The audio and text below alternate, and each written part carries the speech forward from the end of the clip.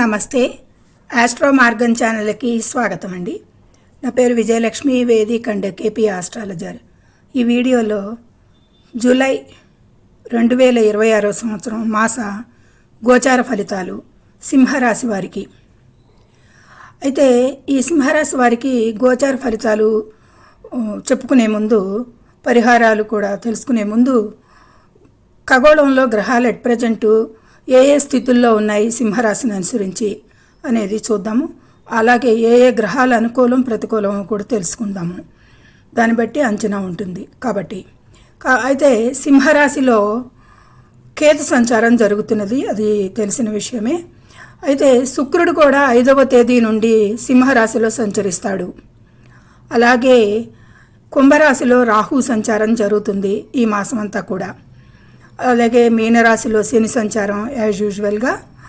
అయితే వృషభ రాశిలో కుజుడు కూడా ఈ మాసం అంతా అక్కడే సంచారం చేస్తాడు.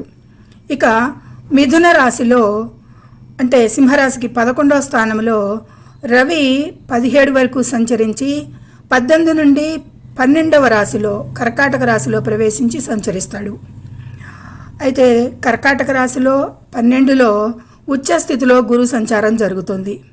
ఇక్కడ గురుని దృష్టి ఈ సింహరాశి వారికి 4 మీద పడుతుంది, 6 మీద పడుతుంది, మళ్ళీ 8 మీద కూడా పడుతుంది దృష్టిలు. అయితే ఈ కర్కాటక రాశిలోనే 4 వరకు శుక్రుడు సంచరించి అక్కడి నుంచి సింహరాశికి వెళ్తాడు. కాబట్టి బుధుడు కూడా 7 వరకు కర్కాటక రాశిలో సంచరించి తిరిగి వక్రించి మిథున రాశిలో 23 వరకు సంచరించి వక్రత్యాగం తర్వాత మాసాంతం వరకు కూడా మిథున రాశిలోనే సంచరిస్తాడు. ఇది లాస్ట్ 24 నుండి లాస్ట్ వారంలో బుధుడు 11వ రాశిలో శుభగ్రహంగానే ఉంటాడు, సొంత రాశిలో. ఇది గ్రహ గోచారాల స్థితిగతులు. అయితే ఏ గ్రహాలు అనుకూలం సింహరాశి వారికి? రాశిలో శుక్రుడు అనుకూలిస్తాడు. అయితే 7లో రాహు అనుకూలం లేదు, 8లో శని అనుకూలం లేదు, 10లో కుజుడు చాలా అనుకూలంగా ఉన్నాడు, 11లో రవి 17 వరకు అనుకూలం, మరి 24 నుండి లాస్ట్ వారంలో బుధుడు అనుకూలం. ఇక 12లో గురువు అంత అనుకూలంగా ఉండకపోవచ్చు, కానీ ఉచ్చస్థితిలో ఉన్నందువల్ల కొద్దిపాటి ప్రమాదాల నుంచి అయితే కాపాడటం జరుగుతుంది. అయితే కర్కాటక రాశిలో బుధుడు 7 వరకు ఉంటాడు 12లో, అది అనుకూలం కాదు. అలాగే శుక్రుడు ఈ మాసం అంతా అనుకూలంగానే ఉంటాడు అని చెప్పచ్చు. గ్రహాల అనుకూలత అయితే చాలా తక్కువగానే ఉన్నప్పటికీ కూడా ఈ సింహరాశి వారికి మిశ్రమ ఫలితాలు గోచరిస్తున్నాయి అనేది చెప్పచ్చు ఈ గ్రహాల స్థితులను బట్టి. ముఖ్యంగా కెరీరు, వ్యాపారంలోనూ మంచి పురోగతి లభిస్తుంది. ఆర్థిక లావాదేవీలు బాగున్నప్పటికీ కూడా ఖర్చులు చాలా అధికంగా ఉంటాయి. వాటిని కూడా దృష్టిలో ఉంచుకోవాలి ఈ మాసమంతా కూడా. ఆరోగ్య విషయంలో అయితే మాత్రం ప్రత్యేక శ్రద్ధ తీసుకోవాల్సిందే ఈ సింహరాశి వారు. అష్టమ శని నడుస్తోంది కాబట్టి. అయితే 12లో సూర్యుడు కూడా సంచారం చేస్తున్నాడు. దీనివల్ల కూడా ఆరోగ్యం పరంగా కొద్దిపాటి 6వ స్థానాన్ని గురుడు కూడా చూడటం జరుగుతుంది. అంత అనుకూలం కాకపోయినా కానీ పర్వాలేదు, ప్రమాదాలను నుండి రక్షణ అయితే ఉంటుంది ఆరోగ్యరీత్యా. అయితే అష్టమ శని వల్ల ప్రత్యేక శ్రద్ధ వహించాలి. ముఖ్యంగా శని ప్రభావం వల్ల ఆచితూచి వ్యవహరించడం చాలా విషయాల్లో కూడా చాలా అవసరం అనేది సింహరాశి వారికి సూచించడం జరుగుతుంది. ఇక పూర్తి వివరాలు అంటే అన్ని రంగాల్లోనూ కూడా ఎలా ఉంటుంది, ఆరోగ్యం ఎలా ఉంటుంది, ఆర్థికం ఎలా ఉంటుంది, షేర్ మార్కెట్లో ఎలా ఉంటుంది, కెరీర్ పరంగా ఉద్యోగస్తులకు ఎలా, వ్యాపారస్తులకు ఎలా, మళ్ళీ ప్రాపర్టీ విషయాలకేంటి, వాహనాల విషయాలకేంటి, కోర్టు కేసులు, వివాదాలు, కుటుంబంలో రిలేషన్స్, భార్యాభర్తల మధ్య రిలేషన్స్, తల్లిదండ్రుల ఆరోగ్యం, మళ్ళీ విద్యార్థులు, ముఖ్యంగా ఉన్నత విద్యార్థులు, కాంపిటీషన్స్లో పాల్గొనే విద్యార్థులు, ఎగ్జామ్స్ రాసే వాళ్ళకి, వీళ్ళందరికీ కూడా విదేశీ ప్రయాణాలు, ట్రావెల్స్ ఎలా ఉంటాయి. మళ్ళీ చివరిలో ఈ సింహరాశిలో 3 నక్షత్రాల పాదాలు వారు ఉంటారు. వారికి కూడా సపరేట్గా ఫలితాలు క్లుప్తంగా చెప్పడం జరుగుతుంది. ఇవన్నీ సమగ్రంగా తెలుసుకుందాము. ముఖ్యంగా ముందుగా ఛానల్ని సబ్స్క్రైబ్ చేయని వారు సబ్స్క్రైబ్ చేయగలరు, షేర్ చేయగలరు, లైక్ చేయగలరు. ధన్యవాదములు. వివరాల్లోకి వెళ్దాము. ముందుగా ఆరోగ్యం.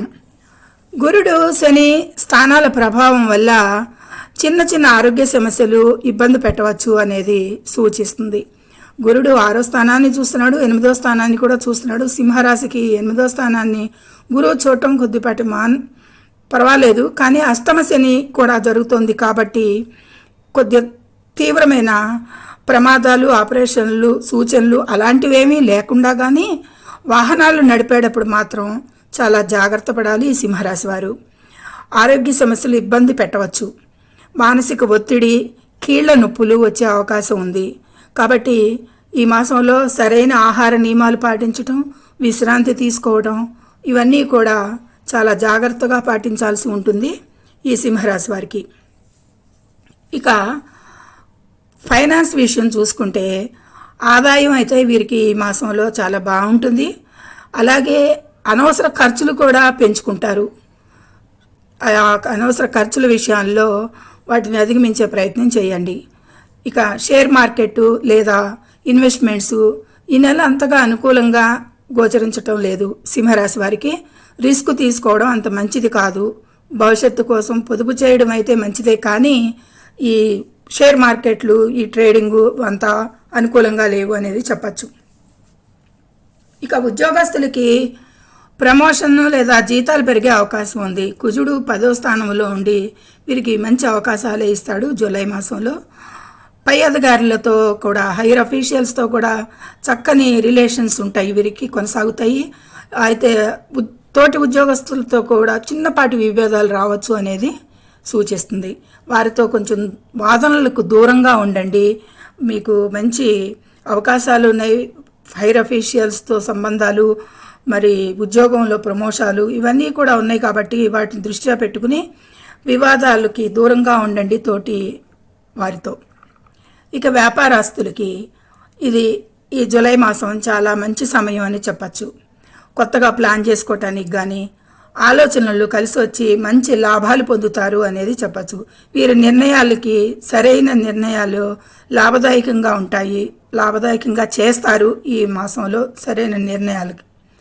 అయితే పెద్ద పెద్ద భాగస్వామ్యాలు, పార్ట్నర్షిప్లు లేదా ఇన్వెస్ట్మెంట్స్ పెట్టే ముందు 1-2 సార్లు అయితే ఆలోచించుకోవాల్సి ఉంటుంది. ఇది మేజర్గా భారీ పెట్టుబడులు పెట్టేటప్పుడు అయితే. ఇక ప్రాపర్టీ విషయాలకు వస్తే కనుక భూములు, ఆస్తులకి సంబంధించిన నిర్ణయాలు తీసుకునేటప్పుడు ఎక్కువగా ఎక్స్పీరియన్స్ ఉన్న వాళ్ళ సలహా తీసుకుంటాం మంచిది. ఎంతైనా కానీ కొత్త వాహనం కొనుగోలు చేయాలనే ఆలోచన ఉంటే కనుక కొద్ది రోజులు వాయిదా వేయడం ఉత్తమంగా సూచించడం జరుగుతోంది. ఈ 4వ అధిపతి కూడా కుజుడు 10లో ఉన్నాడు, 5వ స్థానాన్ని కూడా చూస్తున్నాడు, 4ని చూస్తున్నాడు కుజుడు. అంత ఇది వాహన ప్రమాదాలకి అవకాశం కాబట్టి చాలా జాగ్రత్తగానే ఉండాలి ఈ విషయాల్లో, వాహన విషయాల్లో, ప్రాపర్టీ విషయాలకి. ఇక కోర్టు కేసులు, వివాదాలు, మీకు వ్యతిరేకంగా ఉన్న కోర్టు కేసు వ్యవహారాల్లో అయితే కనుక ఈ సింహరాశి వారికి ఈ మాసంలో కొద్దిపాటి అనుకూలత అయితే కనిపిస్తుంది. ఎలాంటి వివాదాల జోలికి వెళ్లకుండా ఉండాలి. అయితే అది ఇంకా చాలా మంచి ఫలితాలు ఇస్తాయి. అప్పుడు ఈ మధ్యలో మళ్ళీ వివాదాలు పెట్టుకున్న వాటిల్లో ఏదన్నా బ్యాక్కి వెళ్ళి మళ్ళీ దాన్ని రివర్సల్ చేయాలని చూసినా అలాంటి కాకుండా కాముగా ఉన్నట్టయితే కోర్టు వ్యవహారాల్లో కొద్దిపాటి అనుకూలతలే కనిపిస్తున్నాయి. ఇక కుటుంబంలో సంతోషకరమైన వాతావరణం కనిపిస్తుంది. జీవిత పార్ట్నర్తో కూడా మంచి సమయాన్ని గడుపుతారు అనేది చెప్పచ్చు. బంధువులతో కొన్ని విషయాలలో మనస్పర్ధలు రావచ్చు. మాట తీరులో సంయమనం పాటించండి. 2వ స్థానాధిపతి బుధుడు వక్రించి ఉన్నాడు 23 వరకు కూడా. కాబట్టి మాట్లాడేటప్పుడు కొద్దిపాటి ఆచితూచి వ్యవహరించండి మాట తీరులో అనేది సూచించడం జరుగుతుంది. ఇక పేరెంట్స్ ఆరోగ్యం గురించి, తల్లిదండ్రుల ఆరోగ్యం అయితే ఈ మాసంలో ఈ సింహరాశి పేరెంట్స్కి నిలకడగానే ఉంటుంది. వయసు పైపడిన వారి విషయంలో అయితే కనుక చిన్న చిన్న ఆరోగ్య సమస్యలు వస్తే నిర్లక్ష్యం చేయకుండా వెంటనే వైద్యులను సంప్రదించండి. అది యాజ్ యూజువల్గా మీరు తీసుకునే గమనింపులో ఉంచుకుని తీసుకునే నిర్ణయం అది. ఇక విద్యార్థులకి మిశ్రమ ఫలితాలే గోచరిస్తున్నాయి.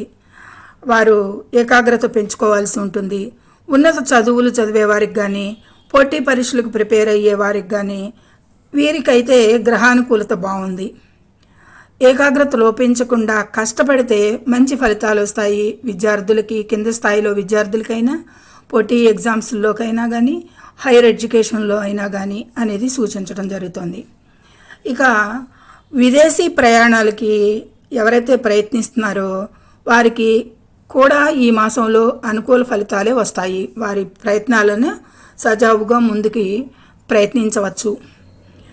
ఉద్యోగం లేదా వ్యాపార నిమిత్తం చేసే ప్రయాణాలైతే ఇంకా ఎక్కువగా లాభాలు ఉన్నాయి. వాటికి ఎక్కువ అనుకూలతలు, ఇంకా లాభాలు కూడా వస్తాయి అనేది సూచించడం జరుగుతుంది. ఇది ఈ గ్రహస్థితులకి, సింహరాశి వారికి సమగ్ర సమాచారం అన్ని రంగాల్లోనూ కూడా చెప్పుకోవటం జరిగింది. ఇక సింహరాశిలో నక్షత్రాల వారీగా మకా నక్షత్రం 4 పాదాలు, పుబ్బా నక్షత్రం 4 పాదాలు, కృత్తిక నక్షత్రం ఉత్తర ఫాల్గుని నక్షత్రం 1వ పాదం వరకు సింహరాశిలో ఉంటాయి. అయితే మకా నక్షత్రం 4 పాదాల వారికి కూడా ఈ మాసంలో శత్రువుల మీద విజయం సాధిస్తారు. ధైర్యంగా నిర్ణయాలు తీసుకుంటారు. వారికి బాగుంది. మకా నక్షత్రం వారికి కూడా ఈ విషయాల్లో. మిగతా విషయాలన్నీ మనం పైన కవర్ చేసాము. ఇది స్పెసిఫిక్గా సమాచారం. పూర్వ ఫల్గుని అంటే పుబ్బా నక్షత్ర జాతకులకి నూతన పరిచయాలే ఏర్పడతాయి అనేది చెప్పచ్చు. ఆర్థికంగా కొంత అప్రమత్తత అవసరం. ఎందుకంటే విపరీత ఖర్చులు సూచిస్తున్నాయి. ఎంత ఆదాయం ఉన్నా కానీ ఖర్చులు కూడా అంతే ఉన్నాయి కాబట్టి ఖర్చులని అధిగమించే ప్రయత్నం చేయాల్సి ఉంటుంది. ఇక ఈ విషయంలో పూర్వ ఫాల్గుని వాళ్ళు జాగ్రత్త పడాలి. ఇక ఉత్తర ఫాల్గుని నక్షత్రం, దీని అధిపతి రవి 11లో 17 వరకు బాగున్నాడు. 18 నుండి కర్కాటక రాశిలో వ్యయ స్థానంలో ఉంటాడు. అయినా కానీ వృత్తి మరియు ఉద్యోగంలో అనుకూలత, కీర్తి ప్రతిష్టలు పెరుగుతాయి. రవి ఉత్తర ఫల్గుని నక్షత్రం 1వ పాదం వారికి అనేది సూచించడం జరుగుతుంది. ఇక్కడ పూర్వ ఫల్గుని నక్షత్రాధిపతి శుక్రుడు రాశిలోనే సంచారం చేస్తున్నాడు. మకా నక్షత్రాధిపతి కేతువు కూడా రాశిలోనే సంచారం చేస్తున్నాడు. ఇది ఈ 3 రాశుల వారికి 9 పాదాల వారికి కూడా ఈ జూలై మాసంలో హైలైట్ పాయింట్స్ చెప్పుకున్నాము. ఇక ద్వాదశ రాశుల వారికి ఈ నెలలో ఎదురయ్యే ఆర్థికంగాను ఆరోగ్య సమస్యల నుంచి ఉపశమనం పొందటానికి ప్రతిరోజు కూడా ఉదయం సూర్య నమస్కారాలు చేయడం, సూర్యభగవానుడికి అర్ఘ్యం ఇవ్వడం చాలా మంచిది ఆరోగ్యపరంగా. రోజు ఉదయం ఆదిత్య హృదయ స్తోత్రం పఠించడం వల్ల అన్ని అడ్డంకులు తొలగిపోతాయి. కనీసం పఠించటం వీలవని వారు వినండి. శ్రవణం ద్వారా కూడా కొంత ఫలితాలు వస్తాయి.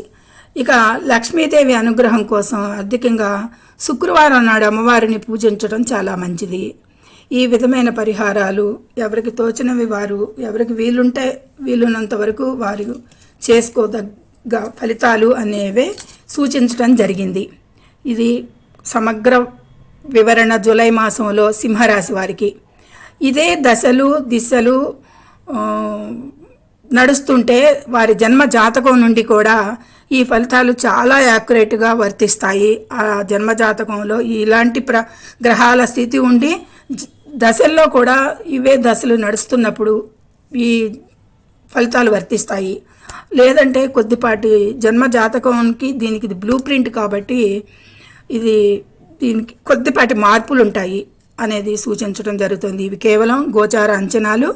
సర్వే జనం సుఖినో భవంతు. నచ్చితే లైక్ చేయండి, షేర్ చేయండి, కామెంట్ చేయండి. ముఖ్యంగా సబ్స్క్రైబ్ చేసి లైక్ ఇవ్వండి. మీ లైక్ మాకెంతో ఉపయోగం. మరో నలుగురికి ఈ వీడియోని చేరవేసిన వారవుతారు. ధన్యవాదములు.